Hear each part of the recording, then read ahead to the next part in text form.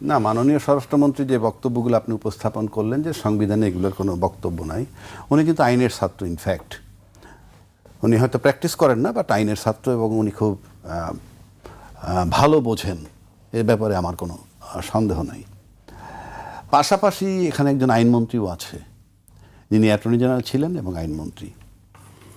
তার ভার্সনটাও আমরা কিন্তু পাই না এই বিষয়ে, পাচ্ছি শুধু স্বরাষ্ট্রমন্ত্রীর ভার্সন। আপনি যদি বলেন যে সংবিধানে নাই, সংবিধান তো নাই, সংস্কার পরিষদের কথা থাকবে কেন? বিষয়টা আসলে তো নতুন। বিষয়টা কি আগে ছিল বা সংবিধানে ছিল? কখনো ছিল না। যখন ছিল না সেটা আপনি আনবেন কেন? সংবিধানে তো গণভোটও ছিল না। সেই গণভোটের কথা তো আপনারাই বলেছেন, আপনারাই উদ্যোক্তা, এবং আপনারা বলছেন গণভোট এবং দুইটা সংসদ নির্বাচন একই দিনে হবে। আপনাদের বক্তব্য সেই মোতাবেক রাষ্ট্র চলেছে। এবং নির্বাচনের পূর্বে বিএনপির চেয়ারম্যান সাহেব সরাসরি বলেছেন ধানের শেষে যেভাবে ভোট দিবেন একই কায়দায় গণভোটের হাতে ভোট দিবেন। তারপরে আপনি এখন যদি বলেন সংবিধান নো, চলবে না, কেন চলবে না সেটাও বলছি। আপনি একবার যেটা মেনে নিবেন সেখান থেকে ফেরত আসতে পারবেন না। এটা তো জনগণের জাজমেন্ট। যেটা বলা হচ্ছে যে সংবিধানে নেই, আপনি সংবিধানে, আমি সংবিধানে তো সরকারই নেই। সংবিধানের কথা যদি আনেন তাহলে আপনি এই সংবিধানে কি আছে?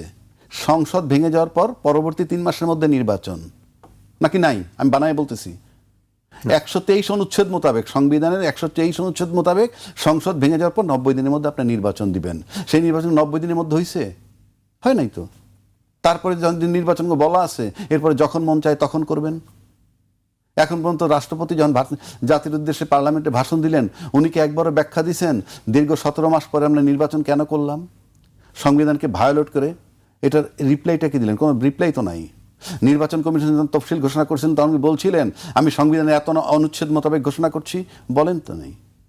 আপনার জেনে শুনে সংবিধানবিহীন নির্বাচন করেছেন, সংবিধানের বাইরে থেকে নির্বাচন করেছেন। আপনি এখন সংবিধানের দোহাই দিচ্ছেন কি কারণে? সংবিধানে তো এখনও আছে 4-এর ক মোতাবেক সর্বত্র বঙ্গবন্ধুর ছবি ঝুলতে হবে, জাতির জনক শেখ মুজিবুর রহমান সাহেবের। এখনও তো বঙ্গভবনে তার ছবি ওঠে না। তো রাষ্ট্রপতি কি করতেছেন? প্রত্যেকেই তো সংবিধান ভায়োলেট করতেছেন। আপনি সংবিধানে কোনটা মানেন কোনটা মানে না? আপনি তো কোনোভাবেই সাংবিধানিক সরকার নন। আমি আবারও বলছি, সংবিধান যেভাবে আছে তাতে যদি নির্বাচন হয় তাহলে 8ই অগস্ট 2024-এ নির্বাচন ওত নিছেন ইউনূস সরকার, 7ই নভেম্বর 2024-এর মধ্যে নির্বাচন হয়ে যাওয়ার কথা ছিল। অথচ বিএনপি প্রথম প্রস্তাব দেয় ডিসেম্বর 25-এর মধ্যে আমরা নির্বাচন চাই। আপনার খেয়াল আছে নিশ্চয়ই। ডিসেম্বর 2025-এর মধ্যে কোন সংবিধানে চেয়েছিলেন? কাজী সংবিধান বলে এই সংবিধানের দোহাই দিয়ে কিন্তু শেখ হাসিনা চলছিল 14 বছর। তবে বাংলাদেশে যদি কেউ বলে সাংবিধানিক সরকার কে, আমি এখন আপনাকে বলছি আমরা 3টা সরকার যদি পাশাপাশি নিয়ে আসি। ইউনূস সরকার, উনি কে ছিলেন? উনি ছিলেন, আপনারা সবাই জানেন, রাষ্ট্রপতির মতামতের ভিত্তিতে বসছেন। উনি ছিলেন একজন অনির্বাচিত, অসাংবিধানিক কিন্তু জনসমর্থিত সরকার। জনগণ তাকে বসাইছে। আর আজকের যে সরকার নির্বাচিত কিন্তু অসাংবিধানিক, কারণ সংবিধানের ভিতরে নাই, সংবিধান মোতাবেক ওনারা আসেন নাই নির্বাচনে। যদি সাংবিধানিক সরকার বলেন right or wrong, absolutely Sheikh Hasina ছিল সাংবিধানিক সরকার। বলতে পারেন সংবিধানটা তার মতো, ইয়েস, তার মতো করে বানাই নিছে, যে সংবিধানটা এখন আছে তার মনের মতো করে বানাই নিছে, এবং সেই মোতাবেক উনি নির্বাচন। অ্যাকচুয়াল উনি কিন্তু সংবিধানের বাইরে যান নাই। দ্য অনলি গভর্নমেন্ট সাংবিধানিক সরকার একমাত্র শেখ হাসিনা। আর ইউনূস সরকার ছিলেন, আবারও বলছি, অসাংবিধানিক, অনির্বাচিত কিন্তু জনসমর্থিত। এই সরকার, বর্তমান সরকার নির্বাচিত কিন্তু অসাংবিধানিক। কারণ সংবিধান মোতাবেক আমাকে দেখাইতে পারে যদি কেউ যে 2026 সালের ফেব্রুয়ারিতে নির্বাচন এর গাইডলাইন ওই সংবিধান মোতাবেক হয়। তাহলে এখন কি করা যায়? আসলে কি করা যায় সেটা আগে স্বীকার করতে হবে। স্বীকার করতে হবে এই আমরা এই সংবিধান নাই। আমরা কোন সংবিধানে আসছি? অন্তর্বর্তীকালীন সরকার যে টাইমলাইন দিয়েছে, অন্তর্বর্তীকালীন সরকার যেভাবে নির্বাচন করতে বলছে, বাংলাদেশে কোনো রাজনৈতিক ব্যক্তিত্বের সেখান থেকে তাকে এক চুল নাড়াইতে পারে নাই। উনি বলছিলেন 12ই ফেব্রুয়ারি নির্বাচন, একদিন আগেও নয় একদিন পরেও নয়, ঠিক তাই হয়েছে। এইবার আসেন রাষ্ট্রপতি নিয়ে কথা বলছেন। রাষ্ট্রপতিকে আপনি সরাচ্ছেন না কেন? ইউ আর শোয়িং থাম টু, না ইউ আর শোয়িং থাম টু জুলাই চেতনা, নাকি অন্য কোথাও আপনাদের প্রবলেম আছে? আমার কাছে তো মনে হচ্ছে পাওয়ার শেয়ারিং হয়েছে। পাওয়ার শেয়ারিং মানে আওয়ামী লীগ যাতে নাখোশ না হয়, আওয়ামী লীগের রাখছেন। আওয়ামী লীগ একটা বিরাট শক্তি, রাষ্ট্রপতি আছে। প্রশাসন আওয়ামী লীগের, গল্প যে যতই করুক প্রশাসন আওয়ামী লীগের। কোথায় প্রশাসন আওয়ামী লীগের? সব প্রশাসন আওয়ামী লীগের, আওয়ামী লীগের সময় নিয়োগ দেওয়া সব, আপনি বললে হবে না। পরবর্তীতে সেগুলো পরিবর্তন হয়েছে। কোথায় পরিবর্তন? লোকগুলো তো আছে। লোকগুলো কি 4 তলাটা 5 তলায়, 5 তলাটা 12 তলায়, 12 তলাটা 19 তলায়, তো কি হইছে? প্রশাসন তো তাদের এবং রাষ্ট্রপতি তাদের। এটা আমার কাছে স্রেফ মনে হয় পাওয়ার শেয়ারিং।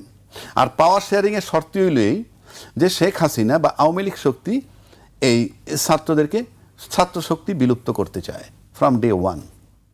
আমি মিডিয়াতেও দেখেছি। এই পাওয়ার শেয়ারিং এর আসলে উদ্দেশ্য আমি তো কি? পাওয়ার আপনি শেয়ারিং বলছেন যে দেখতেছি আপনি তো রে ভাই। আমি বিএনপি ইলেক্টেড হওয়ার পর, সে ইলেক্টেড হওয়ার পর তো তার দলের রাষ্ট্রপতি আছে। তাতে বিএনপির লাভ কি? লাভ লোকসান পরে আপনি তো সব দলীয় করতেছেন। অলরেডি 11 জন প্রশাসক নিয়োগ দিছেন নির্বাচন ছাড়া। তারা তো কোনো প্রজাতন্ত্রের কর্মচারী কর্মকর্তারা দেন নাই, তারা সব দলীয় লোকরে দিছেন। তো আপনি সব জায়গায় আপনি গণতান্ত্রিক সরকার হয়ে যখন অগণতান্ত্রিক কথা বলে, অগণতান্ত্রিক পদ্ধতিতে নিজের লোকরে আপনি সেট করতেছেন প্রশাসনে, এটা তো আপনি তো নিজের লোকরে কিভাবে সেট করেন? আপনি তো এই সব নির্বাচন হইলে এই সমস্ত প্রশাসক যাদেরকে নিয়োগ দিতেছেন তারা তো মেয়রের ভূমিকাই কাজ করবে। তার নির্বাচন হইলে যে আপনি 100% বিজয় লাভ করবেন গ্যারান্টি কি? তাহলে আপনি কিভাবে বসাচ্ছেন তাদেরকে? 100% আপনার লোকরে আপনি কিভাবে বসাচ্ছেন? 2 নম্বর আসেন, এই যে সংবিধানের কথা বলতেছে যে আগে সংবিধানে আমরা আলোচনা করব, সংবিধানের ভিতরে ঢুকাবো গণপরিষদের বিষয়টা, যদি ঢুকাইতে পারি তারপরে আমরা এই তা আপনি পরে আইন করে পিছনের জিনিস ঢুকাবেন কেমনে? আপনি আইন করবেন আজকে গণপরিষদ সংস্কার কমিটি হতে পারে, আমি সংবিধানে ঢুকাইলাম কোনো কারণে, তারপরে পিছের রেজাল্টটা ঢুকাবেন কেমনে এটার ভিতরে? আইন করবেন পরে আর ইয়েটা আনবেন আগে, বা পিছেরটা টাইনে আনবেন সামনে, এগুলো হয় না। এগুলো হলো আপনি বলতেছেন আর কি, যে এটা হলো কিলিং অফ টাইম। আমার কাছে মনে হয় তারা অনেকটা, আমার কাছে যেটা মনে হয় যে তারা বোধহয় অনেকটা কিং কর্তব্য বিমূঢ়। ঠিক ওই যে জুলাই আন্দোলন যখন হয়েছিল তখন ছাত্ররা যেরকম ভাবছিল যে শেখ হাসিনাকে অপসারণটাই জরুরি, তার পরবর্তী কার্যক্রমটা কি হবে এই হোমওয়ার্ক বোধহয় তাদের ছিল না। একইভাবে আমার কাছে মনে হয় যে বিএনপিও যে নির্বাচনটা নিয়ে কথাবার্তা বলছে দীর্ঘদিন, শুধু একটাই স্বপ্ন ছিল, খালি নির্বাচন। কিন্তু নির্বাচনের টেক ওভার করার পর কিভাবে পরিস্থিতি টেকেল করবে আমার কাছে মনে হয় এই হোমওয়ার্কটা ছিল না। কেননা তারা সন্ধিহান ছিল ইউনূস সরকার নির্বাচন দেয় কি দেয় না, তাই নির্বাচন নিয়ে টেনশনে ছিল, নির্বাচন হওয়াটাই জরুরি। আর যদি স্মুথলি তার উপরে আস্থা রাখতো ইউনূসের উপরে যে হ্যাঁ ওই তারিখে নির্বাচন হবে কোনো সন্দেহ নাই, তাহলে তারা হোমওয়ার্কটা করতে পারতো। এবং এখানে তাদের একটা বিরাট ঘাটতি আমার কাছে মনে হয়, যার জন্য তারা কোনোভাবেই কিছু মিলাইতে পারতেছে না।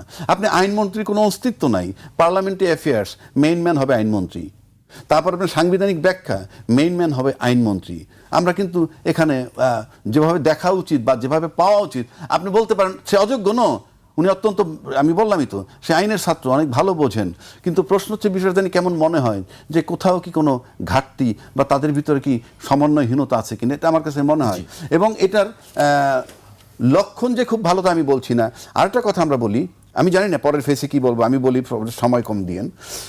বিষয়টা হচ্ছে আমরা একটা কথা বলতেছি বারবার যে আমরা এখানে এই গণপরিষদ হবে কিনা, গণভোট হবে কিনা, নানান আলাপ করি, কিন্তু আপনি একটা জিনিস লক্ষ্য করে দেখছেন, চিফ প্রসিকিউটর বদলাই ফেলাইলাম, কিন্তু আমাদের এখানে এই যে নখের কালি শুকানোর আগে কিন্তু তারা বলছেন যে ভোটের কালি শুকানোর আগে তাদের নির্বাচনী প্রতিশ্রুতি বাস্তবায়ন করতেছে।